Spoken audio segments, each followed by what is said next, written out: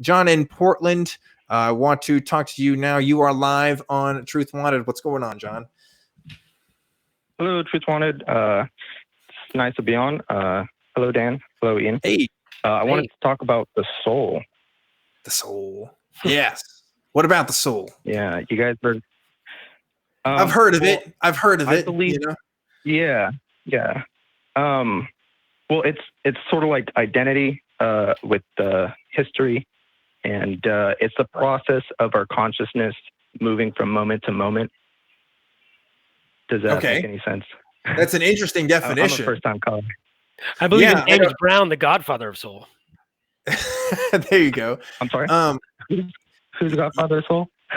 James Brown. James Brown. Yeah. James Brown. Yeah. I'll put it to you this way, John. I don't really use soul. It's like saying someone's spiritual. That doesn't really mean much to me. Like it's such a broad term. And the same thing with the soul that, it's not descriptive enough for me to use in any conversation. So if you have a definition of soul that works for you, that's great. But it's hard for me to have a conversation about it because so many people mean soul in so many different ways. Some people think it's like a ghost that lives in your body, or it's just your personality, or it's what makes you in some ambiguous sense. I don't know, because it's nondescript enough to kind of fit into a lot of different things. Right. I can understand that.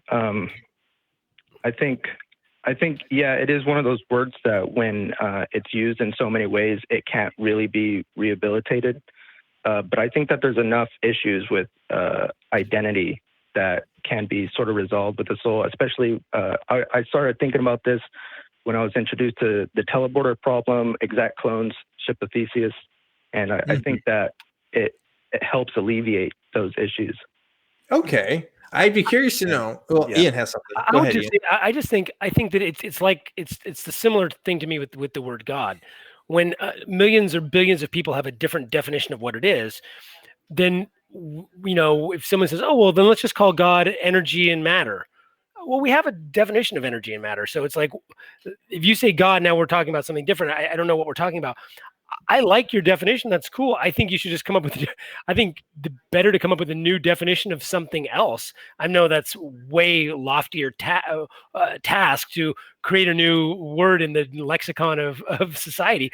But I think coming up with a new word for that and not calling it a soul would be a better idea and then have something that you can reference. Hey, I call it this, and this is what I'm talking about. Because yeah, I mean, Dan's right, where everybody has a different idea of what that means. I mean, I use the word, I don't believe in a soul in any metaphysical way. I use the word soul when you say this guy's got no soul or down in my soul by your heart. Like, you have spirit, you have soul, you have heart in that sort of a sense. But I think that's a completely different definition. It's a completely different usage. And I don't have a problem with that. But as far as actual physical thing that we're going to call a soul, it's just too fuzzy of a word. If you have something else you want to call collective consciousness, whatever, make up a new word. Ian, you almost sound like an agnostic. Yeah. You ever heard the term agnostic? No.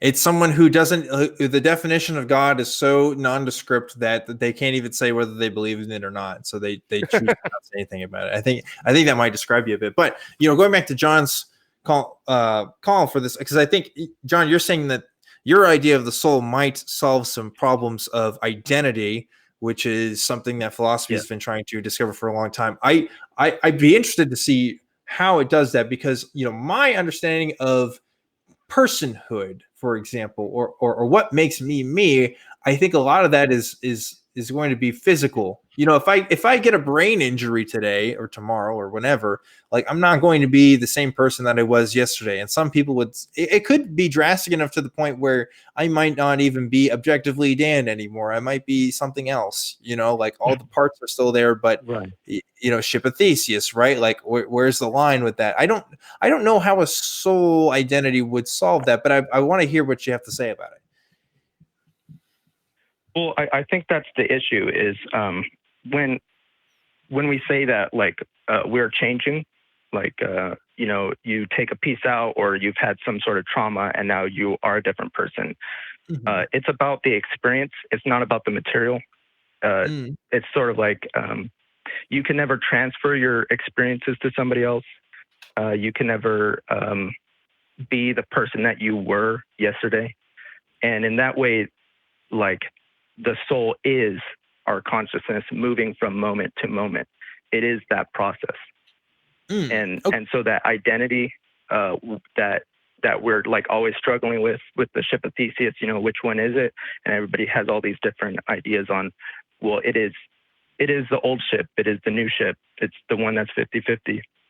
The thing is, it is constantly, whenever you take a piece out, it is different. And since we are always changing, we are always, well, I guess you could say we're dying in a way and then being reborn every moment. And that's what the soul is. That's interesting, because like I agree with you in the sense that we're all changing, and you know, so it's hard to kind of pin that label down. You know, they say like the cells in our body are completely different every like 7 years, right? So it's like, okay, if that's totally different, then why would I still call myself me? And I think the experience argument is good to an extent, but I would have some troubles. Like, for example, I could lose some of my memories, and I could lose some of my experiences that help cognitively make myself who I am, again, through those kinds of traumas and stuff that we're talking about. And so like, if I lose some of those experiences, wouldn't that still ultimately change who I am in some degree? Or maybe somebody can implant false experiences with me, and that happens. Like, that's not like a thing of science fiction. It's not necessarily plugging into my brain, but there are people who have false memories of stuff, and they've done tests on this kind of stuff. The satanic panic is a great example of a lot of this kind of thing. And so like, if that's possible, then does your definition of the soul kind of lose something meaningful to it, you think? I think that there is always something lost meaningful when we have to make it compatible with the reality we experience. You know, like, yeah. But as far as like, well, implanting false memories, that is part of it. Is it is the history. Like when I say that I am this person who has been through all these experiences, having those implanted memories or losing memories is part of that history. Just because I don't remember it or I have new memories doesn't mean that those things didn't happen to me. It's a constantly changing malleable thing, right? And that I'm sorry? It's kind of a constantly changing malleable thing. It's wherever you are now is part of your, it would be that experience. So if you lose experiences or lose memories, it has evolved to where you are now. Is that kind of what you're saying? Yeah, exactly. No, but it's still not a physical thing, though, right? It's still an abstract thing, the soul. It's not actual. Like, I think when people think of a soul, they think of a physical thing. It leaves and comes in your body. It's like a real thing, you know, tangible. Well, I think we feel that way about water and like wetness. Like wetness is not a material, physical thing, although it is an interaction of those material things. It's sort of like that. It's a but can you have wetness without water? I don't think we could have. Well, it's not that I fully believe that it is impossible, but I do not believe that we can have a mind without some sort of brain. And the mind that makes up, you know, who we are, or I should say, the brain that is a material works together to create a singularity that is self. And that singular self is what we're talking about. Like, so the actual first person perspective is kind of what you're talking about. Okay. Yeah. But that still resides within the brain. It's still a concept within the brain. Yeah, exactly. It is. Okay, cool. Well, that's interesting. You know, I it's been a while since I've studied problems of identity and stuff in philosophy. And I wonder if there's probably somebody in the chat right now who's really commenting on this and saying why this would work or wouldn't work. But I don't know. Like, I think the way that we'll figure out the answers to this is the more that we study the human brain and the more that we kind of look at brain science and develop better technologies to kind of look at human consciousness as a whole, so we can figure out what the hell that even means, because it's definitely something that we could learn more about.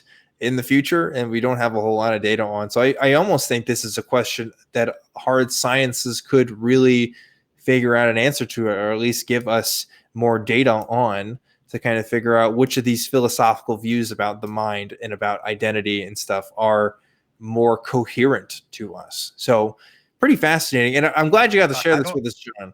Yeah. Yeah. I did want to say one last thing on what you just said right now. I think that the science in like transhumanism would probably bring us closer to an idea.